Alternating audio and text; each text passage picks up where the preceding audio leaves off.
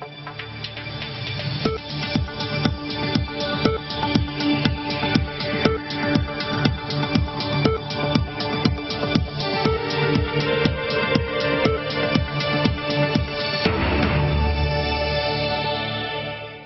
দর্শক, আমি ওমর ফারুক স্বাগত জানাচ্ছি সম্পাদকীয়তে। আজকের বিষয় বাজেট হলো কার, আর এ নিয়ে আলোচনার জন্য আমাদের স্টুডিওতে উপস্থিত আছেন ডক্টর মোহাম্মদ শামসুল হক, পরিবহন বিশেষজ্ঞ, বুয়েট, এবং উপস্থিত আছেন এনায়েত হোসেন, সাবেক সদস্য মূল্য সংযোজন কর, জাতীয় রাজস্ব বোর্ড, এবং উপস্থিত আছেন মোয়াজ্জেম হোসেন, প্রবীণ সাংবাদিক, সম্পাদক, দ্য ফিনান্সিয়াল এক্সপ্রেস। দর্শক, আপনারাও টেলিফোনে সরাসরি অংশ নিতে পারবেন।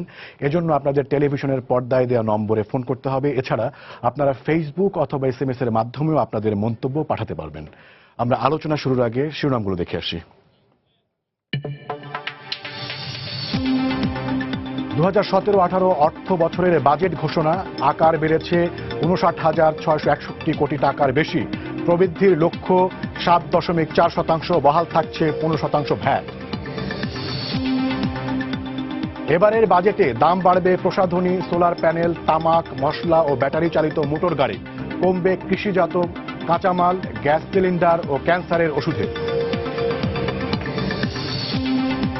আওয়ামী লীগ সরকারের 19তম বাজেট পেশ হওয়ায় রাজধানীতে দলটির আনন্দ মিছিল। সরকারের লুটপাট ও চুরির বাজেট, মন্তব্য বিএনপি।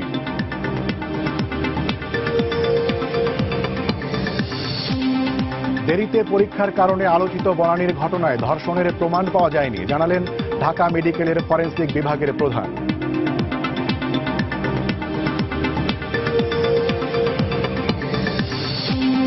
এবং চ্যাম্পিয়ন্স ট্রফিতে বাংলাদেশের দেয়া 306 রানের জয়ের টার্গেটে ব্যাট করছে ইংল্যান্ড। টপ অর্ডারের দৃঢ়তায় লক্ষ্যের দিকে এগিয়ে চলছে থ্রি লায়নরা।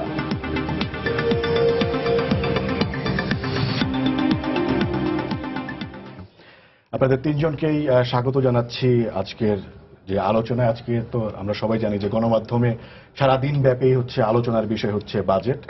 তো আমরা এরই মধ্যে বলেছি যে আজকে আমাদের আলোচনার বিষয় কি, বাজেট হলো কার। তো আমি প্রথমেই আপনাদের তিনজনের কাছেই এই অভিন্ন প্রশ্নটাই রাখবো, যেটা আমি আজকে শিরোনাম দিয়েছি, বাজেট হলো কার। যে আপনারা যার যার জায়গা থেকে কি মনে করছেন যে এই বাজেটটা আসলে কার হলো। আমি প্রথমেই পরিবহন বিশেষজ্ঞ ডক্টর মোহাম্মদ শামসুল হক স্যার, আপনার কাছে যেতে চাচ্ছি। আমি আমার ট্রান্সপোর্টেশনের দৃষ্টিভঙ্গিতে বলি, প্রায় 50,000 কোটি টাকার আমি দেখতে পাচ্ছি এখানে লক্ষ্যমাত্রা দেওয়া আছে বিনিয়োগের। আমাদের যেহেতু মধ্যম আয়ের দেশে আমরা যাব, যেহেতু অবকাঠামোর এখানে অনেক ঘাটতি আছে, সেই হিসাবে এই বিনিয়োগটাকে আমি সাধুবাদ জানাবো এবং সেই হিসাবে বলবো অন্তত এদিক থেকে জনবান্ধবী আমি বলবো আর কি বাজেটটাকে আর কি। জি, ইনায়েত হোসেন স্যার, আপনার মন্তব্য জানতে চাই। আসলে বাজেট প্রতি বছর অর্থ বছর এলেই আমাদের বাজেট পেশ করে এবং সরকারকে বাজেট পেশ করতে হয়। বাজেট কার? সরকারি দলের মতে বাজেট জনগণের এবং তাদের স্বপ্নের এবং স্বাদের। বিরোধী দলের মতে লুটপাট, অনেকে যারা ভিন্ন মত পোষণ করেন। তো মূলত বাজেট একটি প্রক্রিয়া। একটি দেশে, একটা জাতিকে আমরা যখনই একটি অর্থ বছর পার করি, আগামী বছরের লক্ষ্য, আমাদের টার্গেট সবকিছু নির্ধারণ করতে একটা লক্ষ্যর দিকে আমাদের অভিসারী হতেই হবে এবং সেটা পেশ করতে হবে এবং মহান সংসদে সেই বাজেটটি পেশ করা হয়। সুতরাং বাজেট আসলে জনগণের জন্য। আমি বলবো প্রথমত বাজেট জনগণের, এবং এটা কতখানি জনগণের এবং কতখানি জনগণের নয়, এই বিষয়টির উপরে আলোচনা হতে পারে। জি, সেটাই জানতে চাচ্ছি। আর সেটা আপনি কি মনে করছেন, আজকে যে বাজেটটি প্রস্তাব আকারে দেয়া হলো, সেটা এখন পর্যন্ত তো মানে সব তথ্যই চলে এসেছে। অর্থমন্ত্রী যে বাজেট বক্তৃতা দিয়েছেন সেটা লাইভ দেখিয়েছেও। সব মিলিয়ে আপনার কাছে কি মনে হচ্ছে যে বাজেটটা আসলে কার হলো? আসলে সত্যিকার অর্থে বাজেট এবং মানুষ, আমাদের জনগণ কতটা সম্পৃক্ত, কতখানি তার অংশগ্রহণ আছে, এটা একটি প্রশ্ন। এবং এই প্রশ্নটি আজকের নয়, অনেকদিন আগের থেকে এখনো এবং আগামীতেও থাকবে। কারণ জনগণ যতক্ষণে অংশগ্রহণ না করতে পারবে পরিপূর্ণভাবে, ততক্ষণে না। আপনি বাজেট প্রক্রিয়ায় আমরা আছি, সরকারের কিছু লোকজন, একই সঙ্গে আছে এই বিভিন্ন গোষ্ঠী বা শ্রেণী, আমরা বলি ব্যবসা বান্ধব, ব্যবসায়িক দল আছে, বিভিন্ন সংগঠন আছে, এবং তারা প্রত্যেকেই জনগণের নামে, আমাদের রাজনীতিও যেমন জনগণের নামে, ব্যবসাও জনগণের নামে, এবং আমরা যা করি তা জনগণের নামেই করি। এখন জনগণ তাতে কতটুকু সম্পর্কিত সেটা একটি ভাববার বিষয় আছে। ধরুন 15% ভ্যাট আমাদের দেশে আরোপিত ছিল, তাহলে নতুন করে কেন প্রশ্ন এসছে যে 15% ভ্যাটই রয়ে গেছে? যে আমরা এই প্রসঙ্গে আসব। আমি মোয়াজ্জেম হোসেন স্যার আপনার কাছে আসতে চাই যে আপনার বক্তব্যটা জানতে চাচ্ছি। এই শেষ করে নেই। তাহলে এখানে জনগণের এই 15%-এ ক্ষতি হলো কি হয়েছে, কিংবা উপকৃত হয়েছে নতুন করে প্রশ্নটা কেন হলো? 1991 সালে বাজেট আমাদের ভ্যাট চালু হয়েছে। তাহলে তখন ওই বাজেটটাকে, ওই আইনটাকে বলা হয়েছে যে ইট বিকামস এ জঙ্গল। এখন এই জঙ্গলটা পরিষ্কার হলো না জঙ্গল নিয়েই শুরু হলো? এটাও কিন্তু প্রশ্ন এসে আসছে একই সঙ্গে। এবং কেন আমরা এখন কিন্তু ফলো করে বলছিও যে আমরা 1043টি পণ্যের উপরে ভ্যাট নাই। তাহলে প্রশ্ন আছে কতটির উপর আছে? প্রায় 200-র মতো আছে। তাহলে আগে কত ছিল? আগে এই ভ্যাট বহির্ভূত কত ছিল এবং ভ্যাটের অন্তর্ভুক্ত কত ছিল? কতটা পণ্যের উপরে আমি ভ্যাট 15% রাখলে আমার লক্ষ্যে পুষতে পারি? এই সব কিছুরই একটা হিসাব দরকার। আলোচনা নাই এখন পর্যন্ত, সেটা বলতে চাচ্ছেন? যে আমি জনাব মোয়াজ্জেম হোসেন আপনার কাছে জানতে চাচ্ছি। আপনি এই প্রশ্নের উত্তর আমার পক্ষে, বাজেট হলো কার, এটার উত্তর ইয়েস নো বা ডেফিনিট ওয়েতে আমার পক্ষে দেওয়া সম্ভব না। কারণ বাজেট কার, বাজেট আমার মনে হয় একটা চলমান প্রক্রিয়ার সরকারের বার্ষিক আয় ব্যয়ের একটা খতিয়ান চলে। সেটার ভিতরে অনেকগুলি সরকারের স্বাভাবিকভাবেই নিচেলে যে সরকার ক্ষমতা আছে সরকারের প্রায়োরিটিস, এবং সেই প্রায়োরিটির সাথে সরকার মনে করেন জনগণের সম্পৃক্ততা আছে, এগুলি একটা সমন্বয় করার চেষ্টা হয়।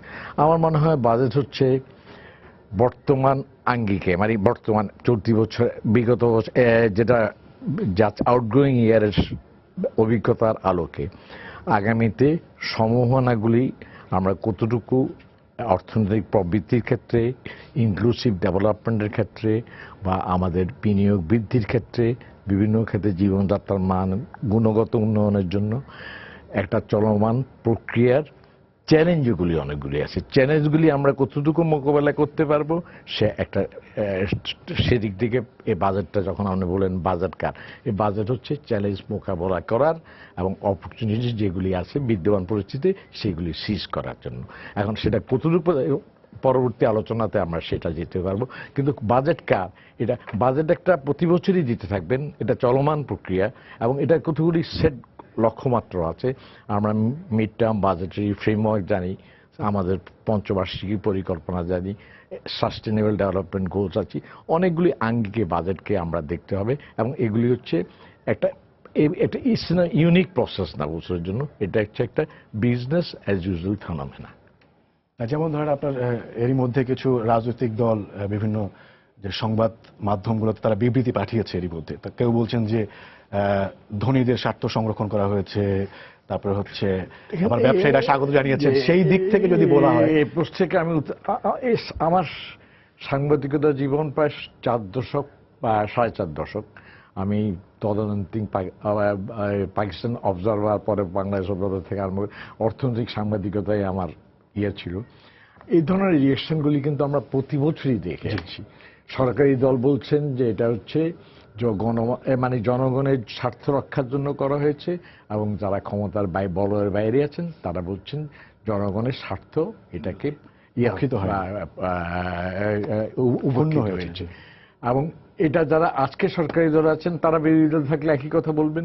এটা হচ্ছে একটা কালচার। এটার ভিতরে অ্যাকচুয়ালি আমাদের দেশে enlightened response to reaction immediately আমার পক্ষে বাজেটটা পড়তে, এটার প্রতি actually really if I am to give a very, আমার দৃষ্টিভঙ্গিতে একটা যদি মন্তব্য দিতে হয় যে মন্তব্যের মধ্যে কিছু সাবস্টেন্স থাকবে, সেটা ইনস্ট্যান্টলি দেওয়া সম্ভব, কেউর পক্ষে সম্ভব না আমি মনে করি।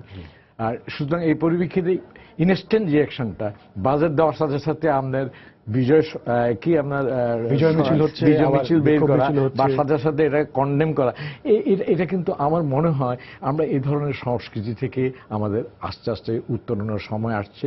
যখন আমরা আমরা মধ্যম আয়ের দেশের দিকে যাওয়ার চিন্তা করতেছি, আমাদের অর্থনৈতিক বিকাশ প্রবৃত্তির সাথে আমাদের রাজনৈতিক যে ইয়েগুলি আছে, আমাদের প্র্যাকটিসেসগুলি আছে, এগুলিও অনেকগুলি পরিশীলন দরকার এক্ষেত্রে।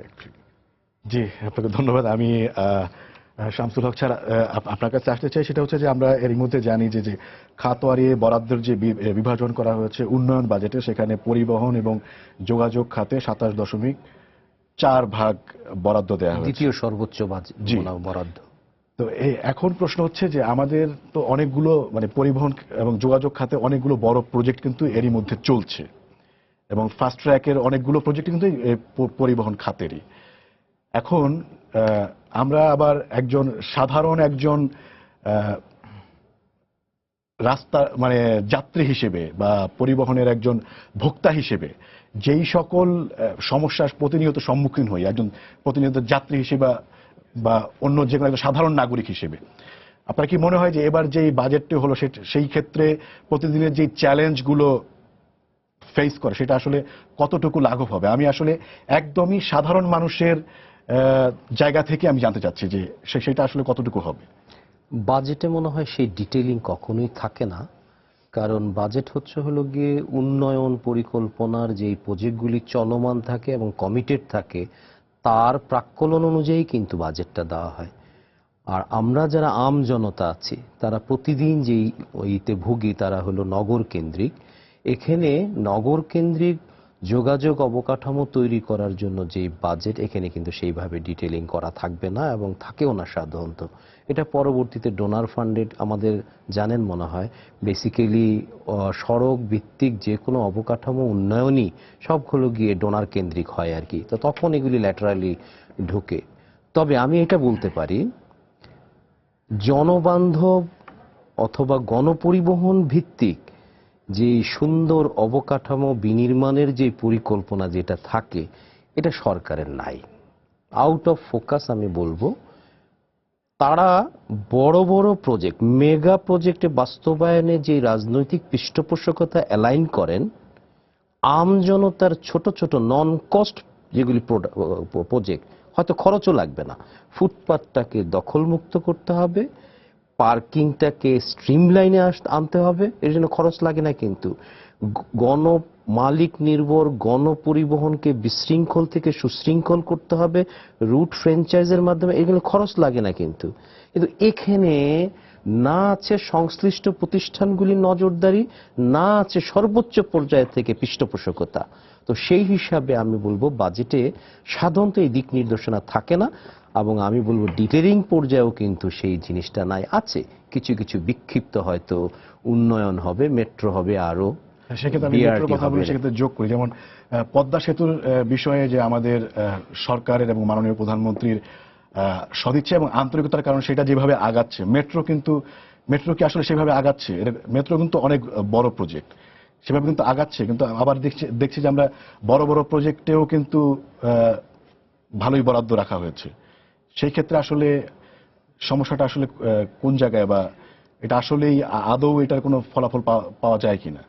মেট্রো একটা ভালো প্রজেক্ট, এটা ডেফিনেটলি এটা একটা ব্যাকবোন প্রজেক্ট বলে। এটা নগরকে যদি টেকসই করতে হয় এই ধরনের লাইফলাইন কিছু থাকতে হবে, বিকজ আপনার যদি নিচে যানজট হয়ে যায়, যানজট যেভাবে হচ্ছে, এটাকে সেগ্রিগেট করে উপরে যদি একটা লাইফলাইন দিয়ে দেন, অন্তত মানুষ উইদাউট ফেসিং এনি কনজেশন সে এক জায়গা থেকে আরেক জায়গায় চলে যেতে পারবে।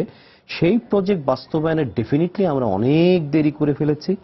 যেটা বাস্তবায়ন হওয়ার কথা ছিল আর 10 বছর আগে, 20 বছর আগে, সেগুলি আমরা এখন বাস্তবায়ন করতে গিয়ে নগরের যে অন্যান্য সমস্যা ইউটিলিটির সাথে সাংঘর্ষিক হয়ে এখন প্রজেক্ট হয়ে যাচ্ছে utility shifting project, not metro project. তো সেই হিসাবে ডেফিনেটলি কিছু আমাদের সাংঘর্ষিক কন্ডিশন আছে, তবে চলমান প্রক্রিয়াটা চলমান, আমি এর সাথে সংশ্লিষ্ট।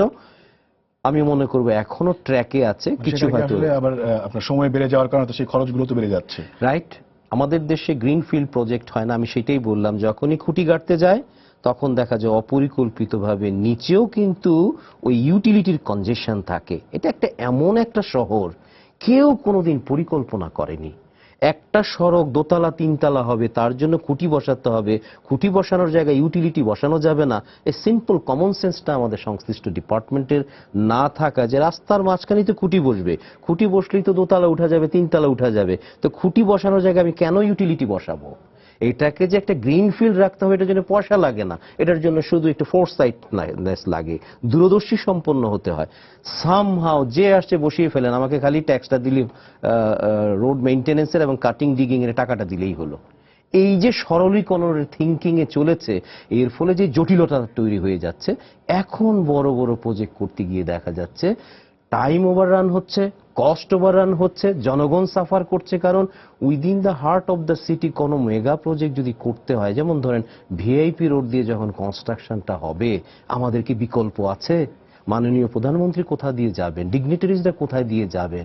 11 মিটারের মতো জায়গা আমাকে ডিডাক্ট করে ফেলতে হবে। তাহলে আমার এই প্রজেক্ট করতে যদি দ্রুতভাবে করতে না পারি, তাহলে যে পেইনটা হবে, সেই পেইনের পরে একটা কিছু পাওয়ার পর মানুষ কিন্তু উল্লাস সেটা তো করতে আবার পারবে। আর্থিক মূল্য আছে। আবার আর্থিক মূল্যও খাচ্ছে। এই কারণে দেখবেন আমাদের বাস্তবায়ন খরচ পার কিলোমিটার বিশ্বের অন্যান্য দেশ থেকে কিন্তু এক্সরবিটিংলি খুব হাই, এবং হাই এর পিছনে হলো আমরা ক্ষীণ দৃষ্টি সম্পন্ন। যখন যতটুকু দরকার হয়েছে সেইভাবে জোড়াতালি দিয়ে চলেছি। এই সংশ্লিষ্ট প্রতিষ্ঠানগুলিতে কখনো পেশাদারী লোককে দিয়ে দূরদৃষ্টি সম্পন্ন কোনো ফিউচারিস্টিক কখনো প্ল্যান করেনি, যার মাসুল আমরা এখন স্যার, আমরা একটা দিচ্ছি। প্রশ্ন নিয়ে আসছি, একজন দর্শক অপেক্ষা করছেন। দর্শক, আপনার পরিচয় দিয়ে প্রশ্ন করুন। আমার নাম কমলকান্ত বিশ্বাস, জি। আমি একজন ছোট ব্যবসায়ী। জি। আমার একটা প্রশ্ন হচ্ছে স্যারের কাছে, যে আমাদের সরকার ভ্যাট বসাচ্ছে, ট্যাক্স বসাচ্ছে, যা করতেছে দেশের উন্নয়নের সাথে সঙ্গে ওয়েলকাম সেটা, কিন্তু এই যে ভ্যাট হচ্ছে খুব, কিন্তু হাজার হাজার লক্ষ লক্ষ কোটি টাকা দেশ থেকে পাচার হচ্ছে, ঋণ খেলাপি আছে, তাদের ব্যাপারে সে কতটা উদ্যোগী এবং কতটা আগ্রহী যাতে করে এই টাকাগুলো রিকভারি করা যায়। তা না করে সাধারণ মানুষের জীবন চলার জন্য চাউল ডালের উপর ভ্যাট বসে দিল, তার কারণ জি, আপনাকে ধন্যবাদ। আমি এই দুইটা প্রসঙ্গেই আমি প্রথমেই কার কাছে যাবো, মোয়াজ্জেম হোসেন স্যার কাছে যাই। সেটা হচ্ছে যে ওনারা যেটা বলছেন যে একটা বিষয় হচ্ছে যে এডিপি বাস্তবায়নের আলাদা করে বিশেষ মনোযোগের দেওয়ার দরকার রয়েছে কিনা, আরেকটা হচ্ছে যে ওনারা যে সাধারণ মানুষের যে কনসার্ন, আমরা একদিকে পত্রপত্রিকায় গণমাধ্যমে খবর দেখে যে হাজার হাজার কোটি টাকা পাচার হয়ে যাচ্ছে, আরেকদিকে দেখতে পাচ্ছি যে সাধারণ মানুষের যে প্রতিদিনের যে ভোগ্যপণ্য সেখান থেকেও কিভাবে সরকার একটু রাজস্ব নিতে পারে সেটার দিকে নজর দেওয়া হচ্ছে। সব মিলিয়ে ঋণের কথা বলছেন। যে উনি ওনার ইস্যুটা অত্যন্ত প্রাসঙ্গিক ইস্যু। উনি একটা ইস্যু আনছেন যে আমাদের আর্থিক খাতে যে ভালো গভর্নেন্সের অভাবে সেখানে কিন্তু আপনার ব্যাংকের খেলাপি ঋণের পরিমাণ বাড়ছে, একটা ইস্যু। তাতে আবার সরকারি ব্যাংকগুলো সেখানে সরকারের আবার নগদ অর্থায়ন করতে হচ্ছে, রিক্যাপিটালাইজেশন বলে আর কি। এবং বেশ পরিসংখ্যানে যদি দেখি আমরা, টাকাটা পরিমাণটা বেশ বড় অঙ্কের টাকা এই ক্যাপিটালাইজেশন। আরেকটা উনি বলছেন ইলিসিট যে মানিটা ট্রান্সফার হয়ে যাচ্ছে, এটা হচ্ছে আরেকটা ইস্যু। এটার কিন্তু পরিসংখ্যানে অনেকগুলি মতপার্থক্য আছে। তবে গ্লোবাল ফাইন্যান্সিয়াল ইন্টিগ্রিটি যে ওয়াশিংটন ভিত্তিক অর্গানাইজেশন আছে, তাদের মতে বাংলাদেশ থেকে এই পরিমাণ টাকা গেছে, টাকার অঙ্কটা বেশ বড়। ইস্যুগুলি অ্যাড্রেস করা উনি কথা বলছেন। উনি বলছেন এই ইস্যুগুলি অ্যাড্রেস করা প্রথমে উচিত, তারপরে আপনার কর, আপনার ভ্যাট এগুলি সমস্যাগুলি নিঃসন্দেহ বিদ্যমান সমস্যা, এগুলি মোকাবেলা করা উচিত, ওনার সাথে একমত। ঠিক অনুরূপভাবে বলবো ট্যাক্স প্রক্রিয়াটাও, রিফর্ম প্রসেসটাও একটা চলমান প্রক্রিয়া। আপনাকে একটার সাথে আরেকটা, আপনাকে ট্যাক্সের, আমরা এটাও সত্য আমাদের মতো দেশে যেরকম বর্তমান আমাদের অবস্থান, সে অবস্থানে আমাদের ট্যাক্স এবং জিডিপি যে আনুপাতিক হার সেটা তুলনামূলক অনেক কম। ভ্যাট আমাদের রাজস্বের বেসটা প্রসারণের ক্ষেত্রে একটা বড় ভূমিকা পালন করুন বলে সরকার আশা করেন। আমি ব্যক্তিগতভাবে মনে করি ভ্যাটটা ট্রান্সপারেন্ট, এটা অত্যন্ত, এখানে আপনার অনেকগুলি হিসাব নিকাশ। এখন আমাদের ব্যবসায়ী এই জন্য প্রস্তুত কতটুকু, এনবিআর কতটুকু প্রস্তুত, এটা ইন্টারফেসটা অত্যন্ত ইম্পর্টেন্ট। তবে ভ্যাটের একটা জিনিস আমি দেখেছি, এখানে আপনার এবার ভ্যাটের ক্ষেত্রে টার্নকেটেড করা হয় না, 15% ইউনিফর্ম রেট দেওয়া হয়েছে, এটা কিন্তু পজিটিভ সাইড। প্রবলেম হচ্ছে ভ্যাট কিন্তু আপনার সাথে সাথে কাসকেডিং এফেক্ট, আপনার ভ্যাটের উপর ট্যাক্সের উপর ট্যাক্স না, ভ্যাট এক পয়েন্ট আপনার ভ্যাট দিয়েছেন সেটা কিন্তু অটোমেটিক এখন ইয়ে হয়ে যাবে, অ্যাডজাস্টমেন্ট হয়ে যাবে বা রিফান্ড তো না। এগুলি ভ্যাটের পজিটিভ সাইড। কিন্তু কথা হচ্ছে ধরুন যিনি ব্যবসা করেন, এইটা কতগুলো ইনফর্মাল ট্রানজ্যাকশন কিন্তু ফর্মাল ট্রেডের সাথে এমবেডেড হয়ে গেছে এখন। ইনফর্মাল কস্টটা উনি কীভাবে রিফ্লেক্ট করুন ওনার কস্টে, যদি আমি বলি স্পিড মানি, যে মানিটা আমি পরিবহনের কথা উনি বলে, পরিবহন খাতে আমি আপনার টেলিভিশন চ্যানেলগুলিতে দেখি, মিডিয়াতে দেখি, বিভিন্ন ক্ষেত্রে আপনার যে সরবরাহ ক্ষেত্রে, লজিস্টিক ক্ষেত্রে বিভিন্ন পয়েন্টে চাঁদা দিতে হয়। এগুলি কস্টে এমবেড কীভাবে করবেন? অ্যাকচুয়ালি এমবেড করা, ইনফর্মাল সেক্টর হয়তো এমবেড করা ডিফিকাল্ট। আরেকটা জিনিস আমি মনে করি, ওনার সাথে আমি আরেক জায়গায় ড্র করবো, এটা ওনার অ্যাটেনশনে ড্র করবো।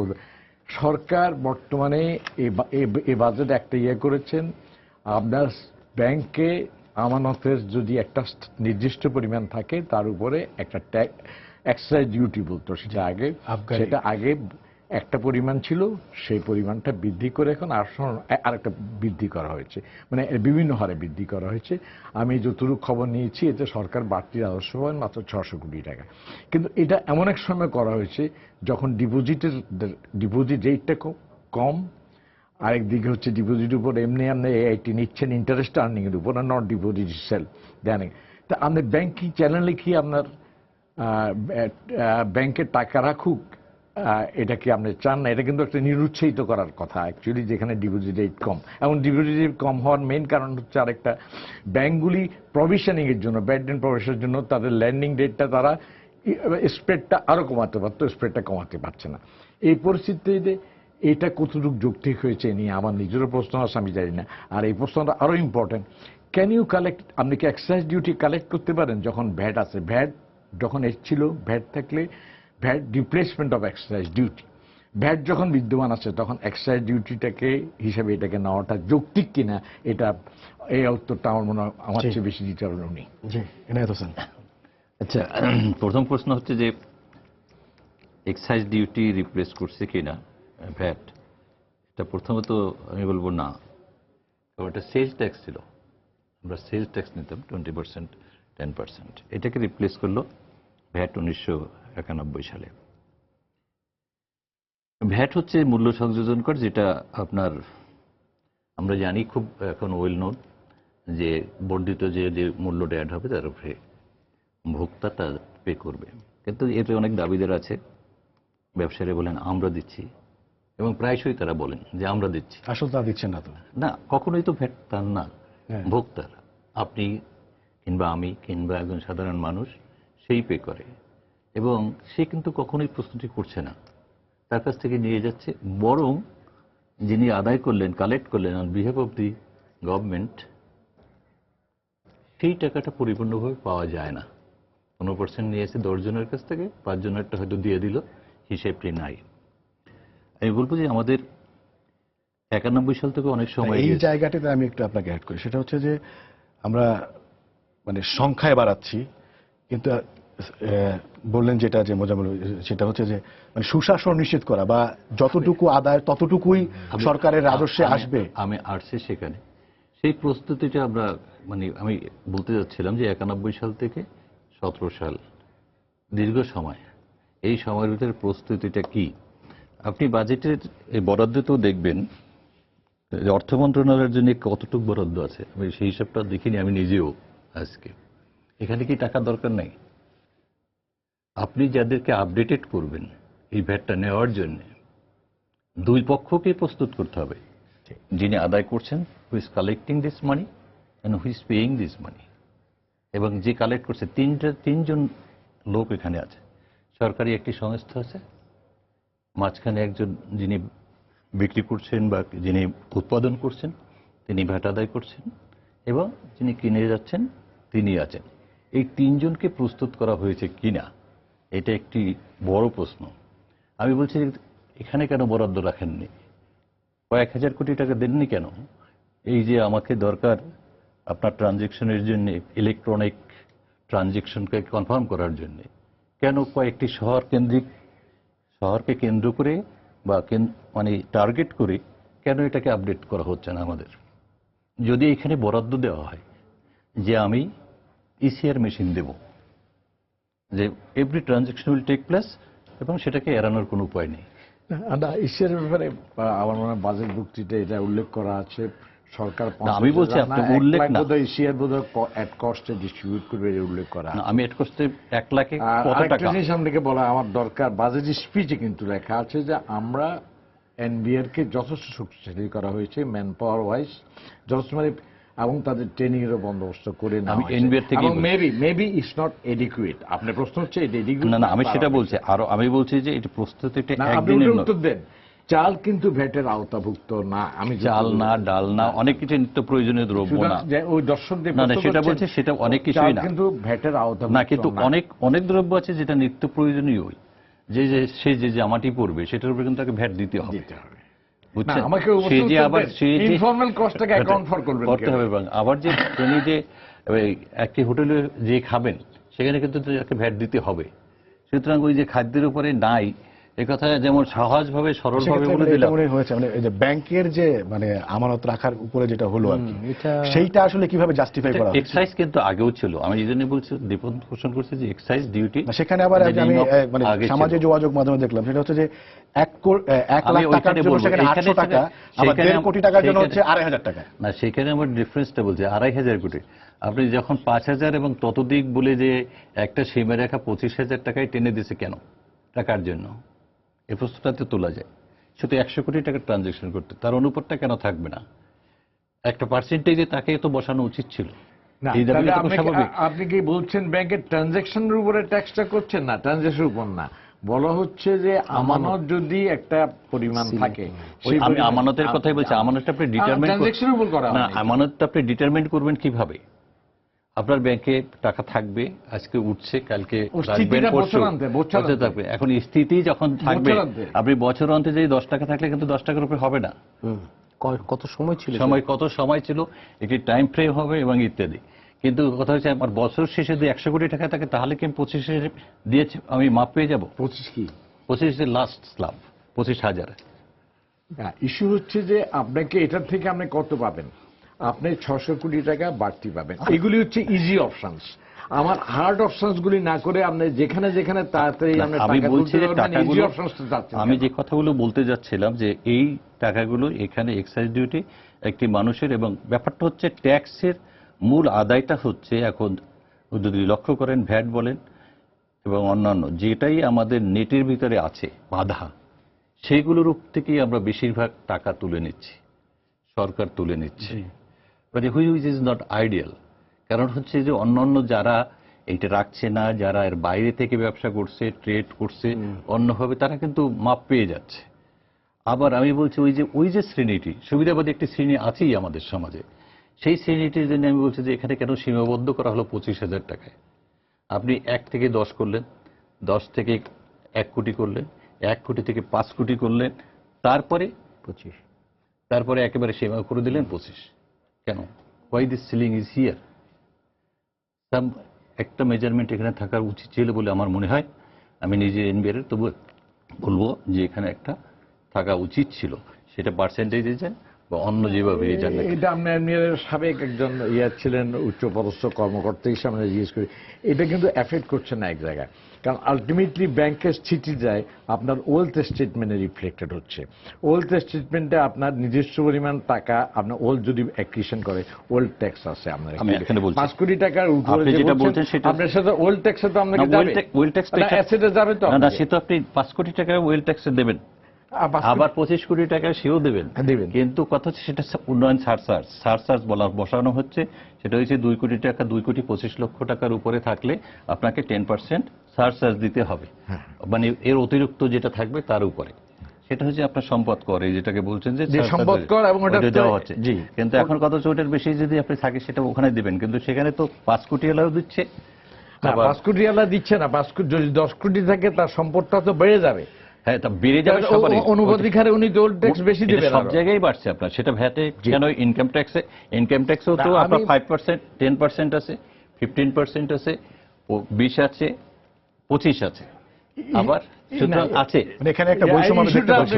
আমি এইভাবে করতে চাই। সেইভাবে যদি ওখানেই যদি থাকে ট্যাক্সের যদি না, আয়ের অনুসারে, আলোচনাটা এখানে কেন প্রারম্ভ করার জন্য আমি এটা আপনাকে আমি বলতে যেটা চাই জানতে যে চাই- আপনাকে আপনার এই খাতটাকে আপনার ব্যাংকিং খাতে ডিপোজিটররা অলরেডি তারা এত ইন্টারেস্ট আর্নিং এর উপর আমি ইন্টারেস্ট তারা দিচ্ছে।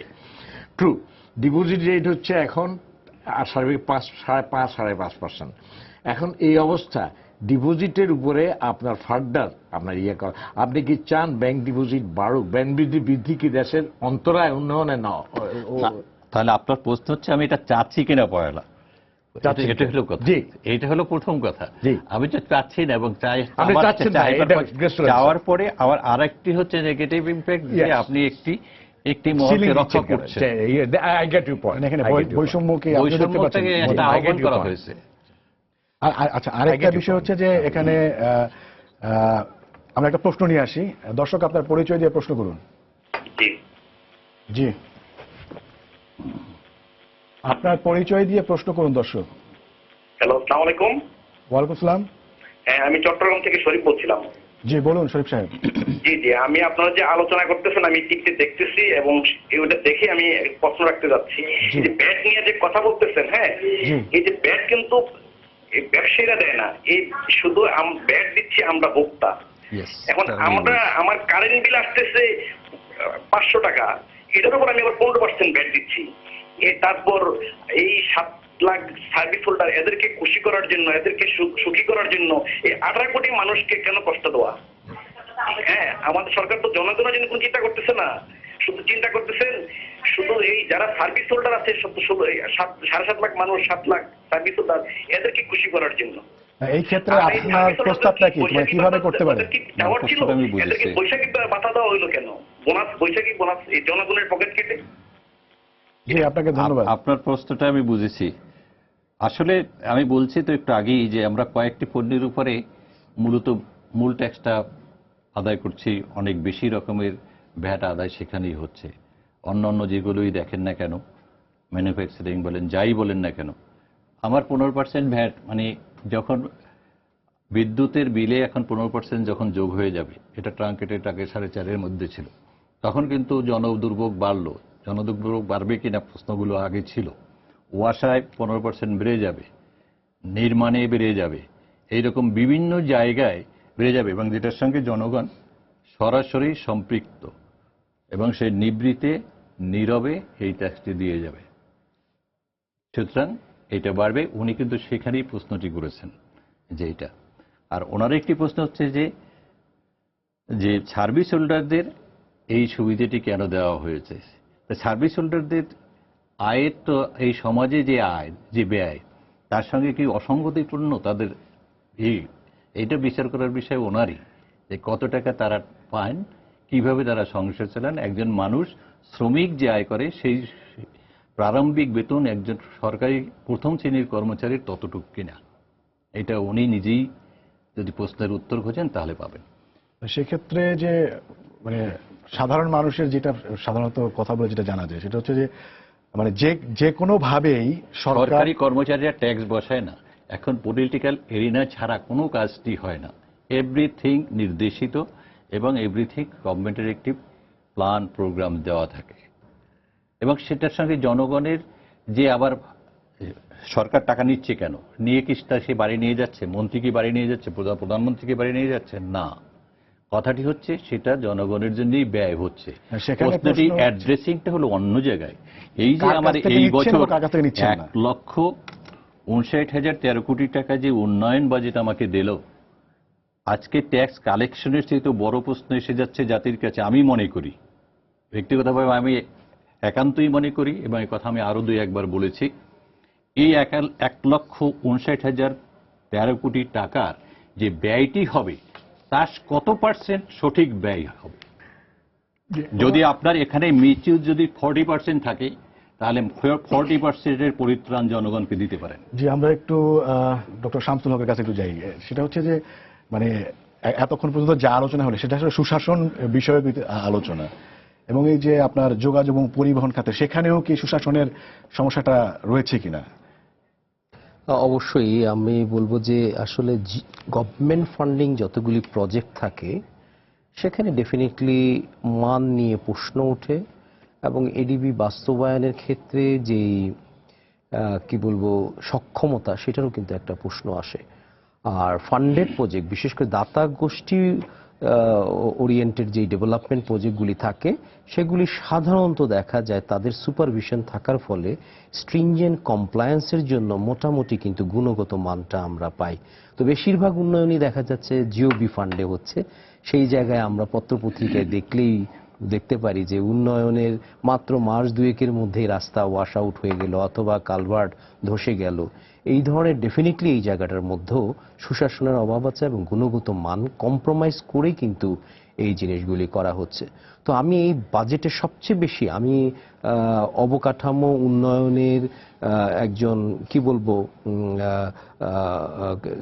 অ্যাক্টিভিস্ট হিসাবে আমি বলবো যে সরকার অবকাঠামো উন্নয়ন করার যে যোগানটা দিতে পারবে না। আমাদের যে চাহিদা এখন, যেই আমরা স্বপ্ন দেখছি সেই জায়গায় যেতে গেলে সেই যোগানটা কিন্তু সরকার দিতে পারবে না, এটা একদম নির্দ্বিধায় বলা যায়।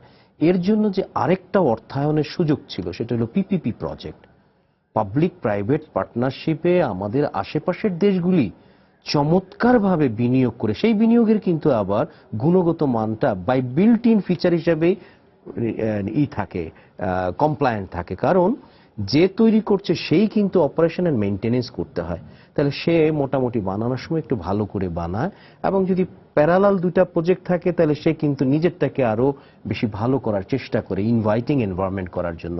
কিন্তু দুর্ভাগ্য গত 7 বছরও কিন্তু আমরা এই খাতে দৃশ্যমানকে কোনো প্রজেক্টই কিন্তু করতে পারিনি।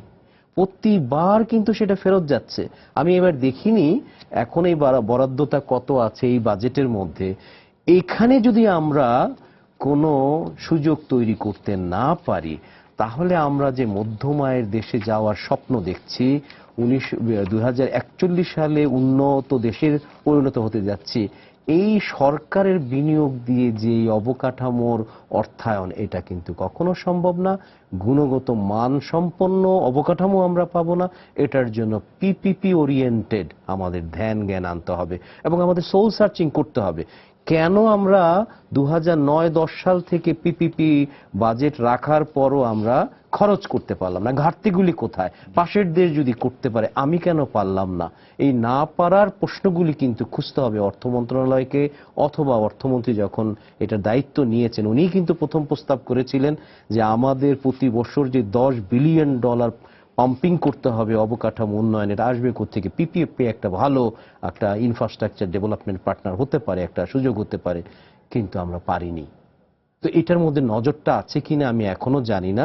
আমি খুশি হব অবকাঠামোতে এই উইন্ডোটা যদি আমরা সাকসেসফুলি ওপেন করতে পারি, তাহলে কিন্তু খুব দ্রুত আমাদের দেশের চাহিদা আছে সরকারের বাস্তবায়নে ধীর গতি অথবা গুণগত মান ঠিক থাকে না, কিন্তু প্রাইভেট সেক্টর যদি একবার চলে আসে সুন্দর সুন্দর অবকাঠামো খুব দ্রুত গতিতে হয়ে যেতে পারে।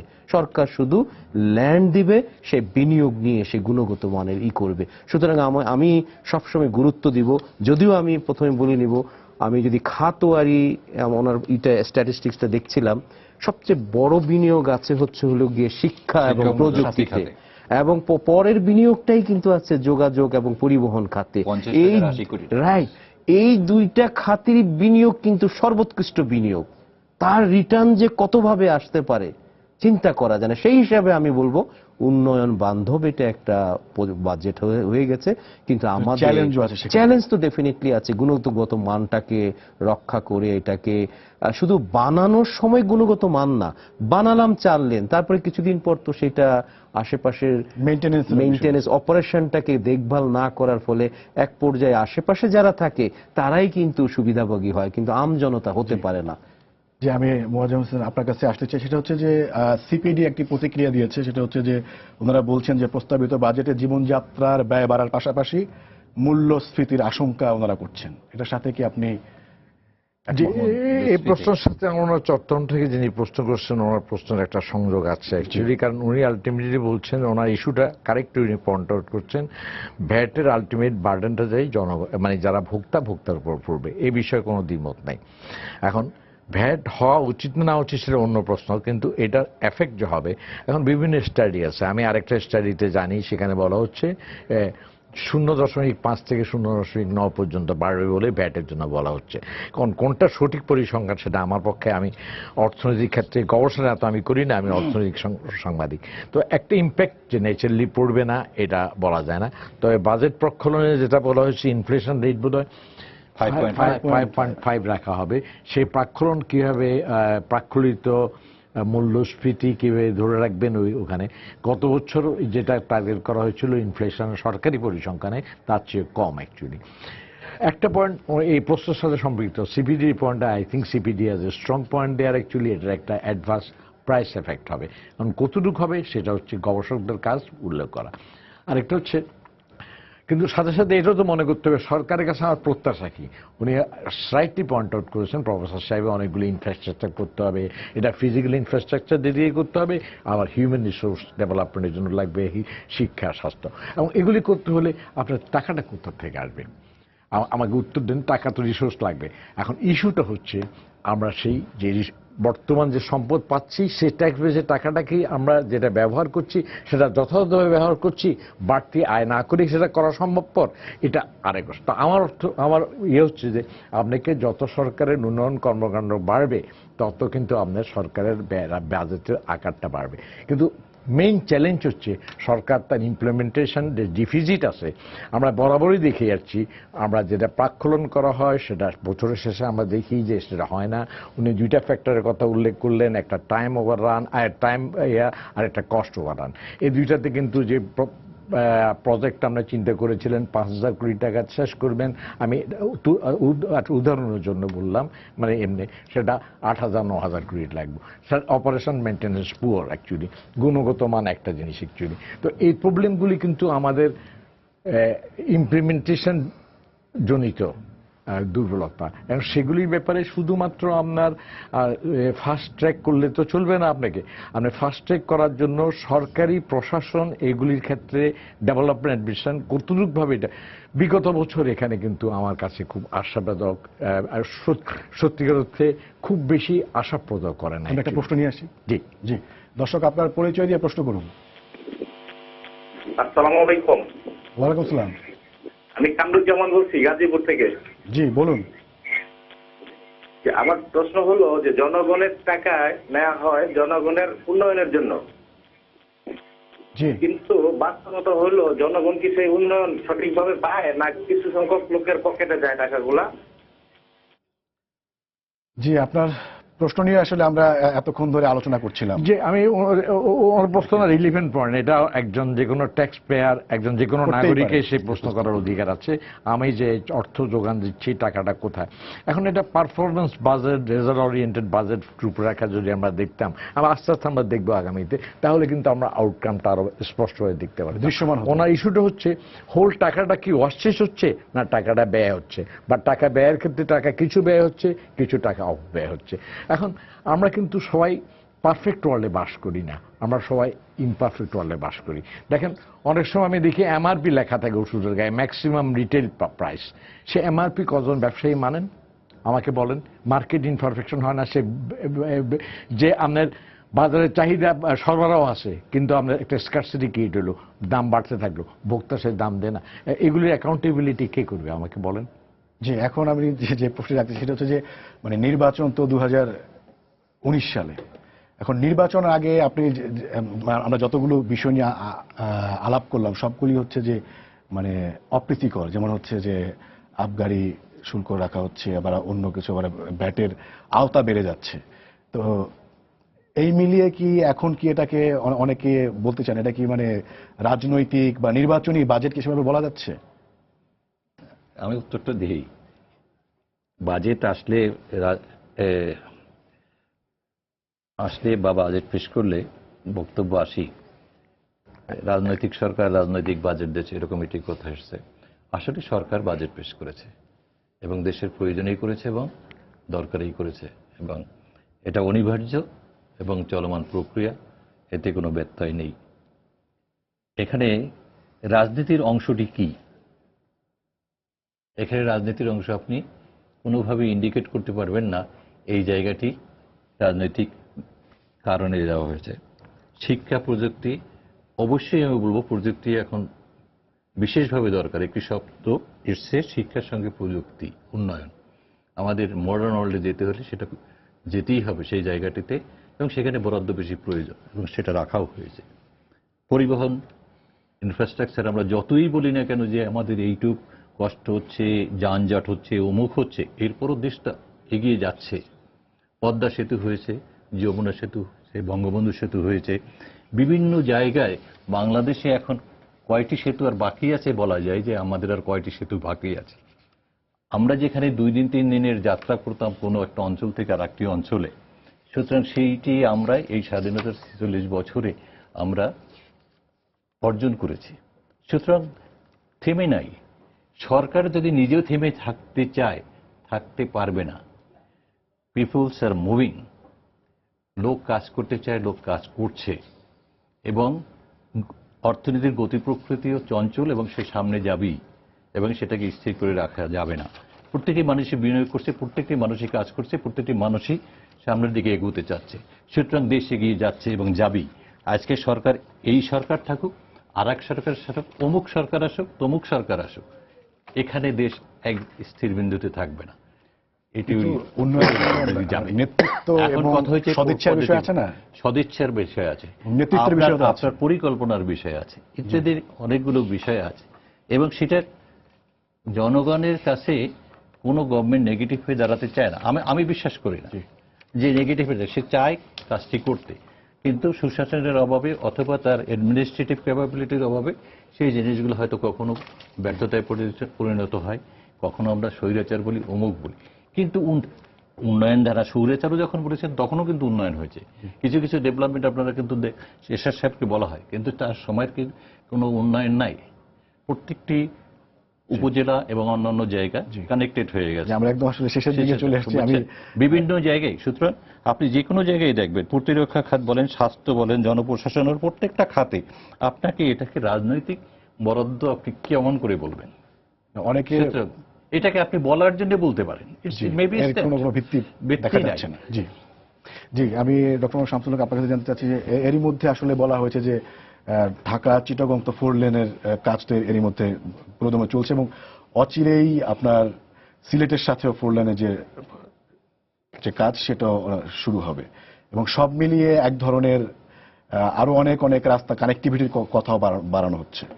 সব মিলিয়ে এই বাজেটটাকে আপনি এখন আসলে কিভাবে দেখছেন কানেক্টিভিটির ক্ষেত্রে, এবং অবকাঠামো এবং অন্যান্য যে বিভাগীয় শহরগুলো আছে সেগুলোর সাথে যে যোগাযোগ বৃদ্ধি এবং ব্যবসা বাণিজ্য সম্প্রসারণের ক্ষেত্রে সেটাকে আপনি কিভাবে দেখছেন? বরাদ্দর দিক থেকে আমি যদি দেখি যে এই পরিমাণটা আছে 50,000 কোটি, এটা ডেফিনেটলি বলা যায় উন্নয়ন বান্ধব। আমাদের উন্নয়ন দরকার, অবকাঠামো উন্নয়ন দরকার, অনেক ঘাটতি আছে, সেই হিসাবে এই বরাদ্দটা দরকার ছিল। এবং আমি ব্যক্তিগতভাবে মনে করব এই ধরনের বরাদ্দ প্রতি বছর যদি আমরা দিয়ে যাই সাস্টেনেবল ওয়েতে, এবং পরিকল্পনা যেটা বললেন যে পরিকল্পনাটাও যদি আমরা সুন্দরভাবে করতে পারি, তাহলে আমি বিনিয়োগ করব।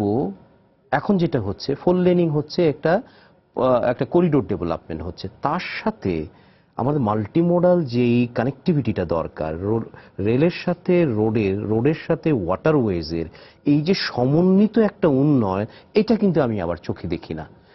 সড়কের উন্নয়ন করে যাচ্ছে, নৌপথের উন্নয়ন করে যাচ্ছে, রেলের উন্নয়ন করে যাচ্ছে, 3 জন 3 জায়গায় বিনিয়োগ করছে, কিন্তু তার কোনো সিনার্জি পাচ্ছি না। পরিকল্পনার সবচেয়ে বড় বিউটিটা হলো গিয়ে আমরা যদি এই 3টা উন্নয়নকে সমন্বিত করতে পারতাম, তাহলে 3 পেতাম না, হয়তো 5 গুণ রিটার্ন পেতাম। আমাদের তাই দরকার, কারণ আমাদের দেশের সবচেয়ে বড় সমস্যা হলো গিয়ে জমির সমস্যা। জমির স্বল্পতা যেহেতু নাই, কম বিনিয়োগে কম জায়গায় নিয়ে ম্যাক্সিমাম প্রোডাক্টিভিটি পেতে গেলে যে চৌকস পরিকল্পনাটা দরকার, সমন্বয় দরকার, সেটা আমি পাচ্ছি না। আমি আপনার কাছে আসতে চাই, সেটা হচ্ছে যে একদম শেষে, সেটা হচ্ছে যে সামাজিক নিরাপত্তার ক্ষেত্রে অনেকগুলো পদক্ষেপ আমরা দেখতে পেয়েছি। সেটা হচ্ছে যে আপনার হিজড়া সম্প্রদায়ের ক্ষেত্রে সেখানে বরাদ্দ বাড়ানো হয়েছে, তারপরে আরো অন্য ক্ষেত্রে মুক্তিযোদ্ধাদের জন্য আপনার উৎসব ভাতার ব্যবস্থা করা হচ্ছে, সব মিলিয়ে এই বিষয়ে একটু মূল্যায়ন আপনি জানতে চাই, তারপরে আমরা শেষ করে দিব, আমাদের হাতে 1 মিনিট সময় আছে। সামাজিক নিরাপত্তার ক্ষেত্রে যে ব্যয় বৃদ্ধি করা হয়েছে আমি এটাকে পজিটিভ সাইড মনে করি। অ্যাকচুয়ালি এটা আরো এটা আরো প্রসারণ হওয়া উচিত। এটা হচ্ছে চলমান প্রক্রিয়া, এটা কোয়ান্টাম লিপ দিয়ে একসাথে বাড়ানো যাবে না, আপনাকে চলমান প্রক্রিয়া বাড়াতে হবে। আমার কাছে মূল বিষয় হচ্ছে এটা প্রপার টার্গেটিং। আপনার যাদের জন্য বলা হচ্ছে দেওয়া হচ্ছে তারা যাতে এটা পায় এটা নির্দিষ্ট সুনিশ্চিত করতে হবে। এখানে কিন্তু বাজেটে ইঙ্গিত দেওয়া হয়েছিল, এটা আস্তে আস্তে ডিজিটাল মাধ্যমে এটা প্রযুক্তির মাধ্যমে আসল বেনিফিশিয়ারির কাছে যায় তা নিশ্চিত করা যাবে। তো এই বাজেটের মেইন চ্যালেঞ্জ হচ্ছে ইমপ্লিমেন্টেশন যদি আপনার ব্যবস্থাটা যদি আপনার ঠিকভাবে করতে পারেন তাহলে বাজেট আমার মনে হয় যে সমস্ত লক্ষ্যমাত্রা আছে অন্য কোনো পলিটিক্যাল পার্টির পক্ষে একই লক্ষ্যমাত্রা থাকবে, কারণ একই বাংলাদেশে তো আমরা থাকি। জি, ডক্টর মোহাম্মদ শামসুল হক, এনায়েত হোসেন এবং মোয়াজ্জেম হোসেন, আপনাদের তিনজনকেই ধন্যবাদ। আমরাও আশা করছি যে যেই উদ্দেশ্যে এই বাজেটটি করা হয়েছে সেটি যথাযথভাবে বাস্তবায়ন হবে এবং সাধারণ মানুষের কাছে তার যে সুফল সেটি পৌঁছে যাবে। সবাইকে শুভেচ্ছা জানিয়ে শেষ করছি আজকের সম্পাদকীয়। আগামীকাল আবারও দেখা হবে রাত 10টায়, দেখার আমন্ত্রণ রইল। শুভরাত্রি।